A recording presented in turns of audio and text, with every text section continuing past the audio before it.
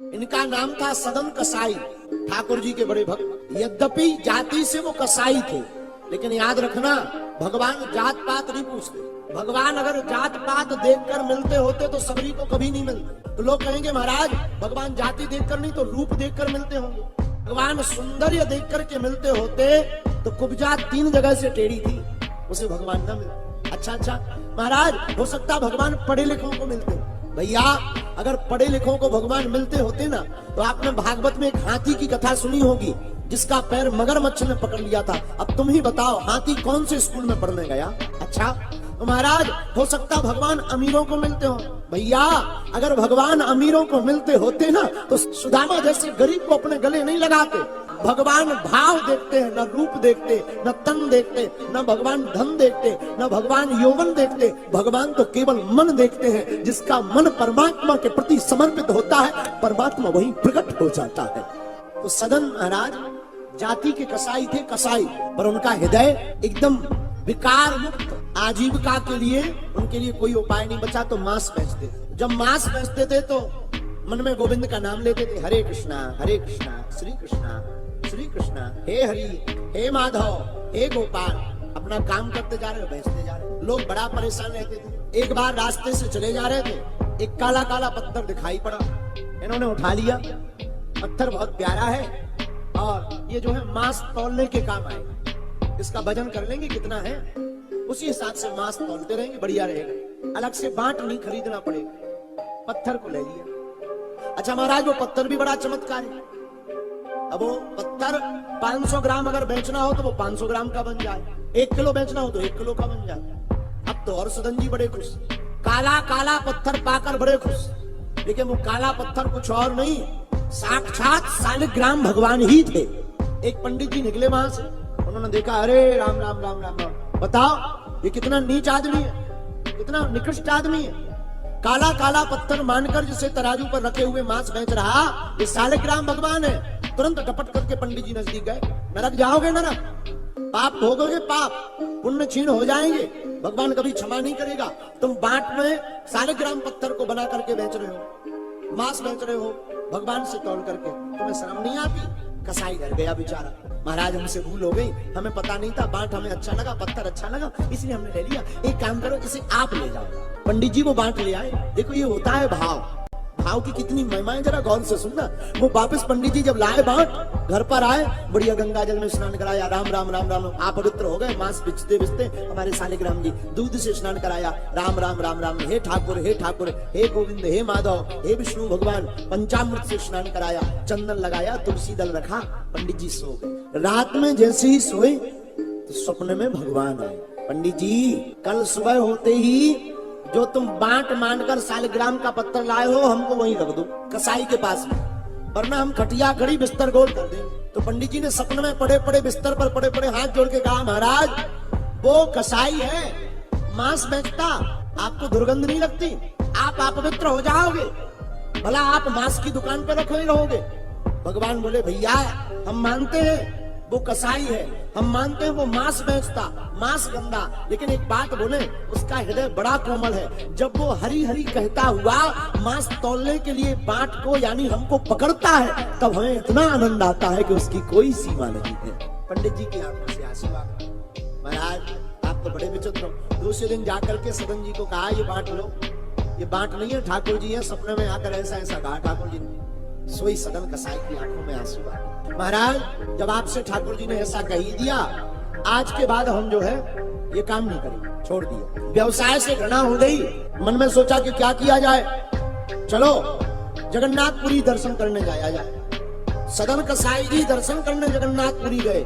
एक गांव में गृहस्थी के घर ठहर गए। गृहस्थी आदमी बड़ा सीधा साधा था, लेकिन रात्रि के मध्य में उस गृहस्थी की पत्नी सदन कसाई के पास आकर के तरह तरह के प्रलाप करने लगी। महाराज हमें स्वीकार करो। सदन कसाई जी मना करते रहे, देवी हम आपको स्वीकार नहीं कर सकते, क्षमा करो। शायद पत्नी ने सोचा कि यह सदन महाराज ये जो व्यक्ति है हमारे पति के कारण भयभीत है, इसलिए ये हमारी ओर निहार नहीं रहा। उसने तुरंत एक छुरी उठाई और अपने पति का गला काट दिया, पति को मार दिया। लो अब भयभीत मत हो, पति भी मर गया, अब तो हमें स्वीकार करो।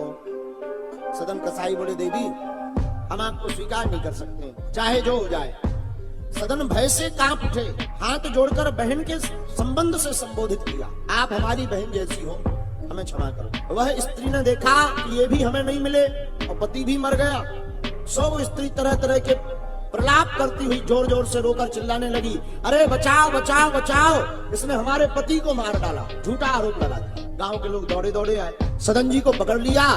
सुबह जब हुई तो राजा के पास जाकर के खड़ा कर दिया, महाराज ये अत्याचारी है, गलत दृष्टि से इसने स्त्री की तरफ देखा और स्त्री के पति को मार डाला। सदन जी तो पूरी बात बताते रहे, पर कौन सुनने वाला। अंत तो गत्वा राजा ने इनके दोनों हाथ कटवा दिए, दर्द से कह रहे थे। सदन जी ने कुछ नहीं कहा, इन्होंने सोचा चलो भगवान की बड़ी कृपा, कम से कम मृत्यु दंड नहीं मिला, फिर भी जगन्नाथपुरी जाने नहीं छोड़े। इतने भक्त फिर भी हरी हरी हरी हरी, दोनों हाथ कट गए, घाव बन गया, कपड़ा बांध लिया तो जगन्नाथपुरी चले गए।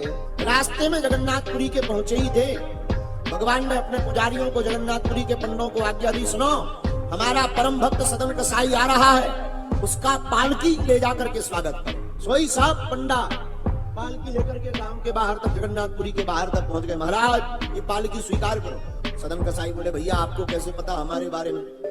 पूरी बात बताई कि सब जगन्नाथ भगवान ने बतला दी है। अब तो सदन कसाई बड़ा विचित्र स्थिति में, भगवान अगर सब जानते हैं तो हमारे हाथ क्यों कटवा दिए, आरोप क्यों लगवा दिया? कोई बात नहीं, दर्शन करते हैं। पालकी पर बैठ करके सदन कसाई जगन्नाथ भगवान के मंदिर में गए, मंदिर में जाकर प्रणाम किया और आज दोनों हाथ उठा करके भगवान को आलिंगन करना था, चरणों से लिपटना था, और दोनों हाथ है नहीं, तो मन ही मन में कल्पना करके जैसे ही दोनों हाथ उठाए, पर धन्य है भगवान, संकट मिटाने वाले भगवान श्री जगन्नाथ ठाकुर जी, जैसे ही दोनों बाहों को ऐसा किया, तत्क्षण कटे हुए हाथ उनके प्रकट हो गए और ज्यों के त्यों हो गए। आंखों में आंसू भरकर धन्य हो जगन्नाथ प्रभु, धन्य हो धन्य हो धन्य हो धन्य हो कह करके स्तुति करने लगे।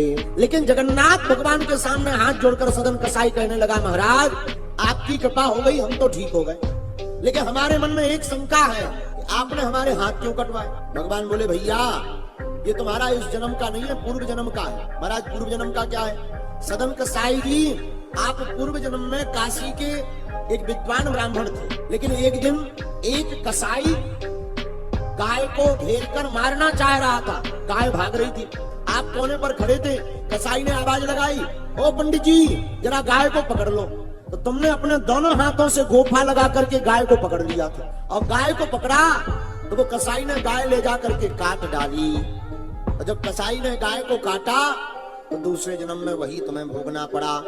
बोले क्या महाराज?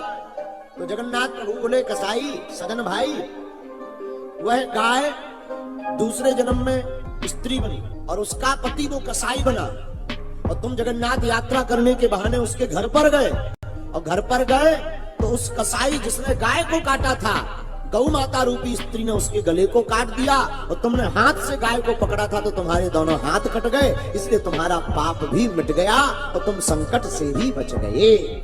सदन कसाई बड़ा खुश हुआ, महाराज आपकी बड़ी कृपा हुई, पाप से मुक्त कर दिया, और भगवत बेहवल होकर के, भगवत प्रेम में बेहवल होकर के बहुत काल तक श्री जगन्नाथ जी के चरणों में ही सदन कसाई जी रहे। अंत में उन्होंने देह त्याग करके भगवान के धाम को प्रस्थान किया।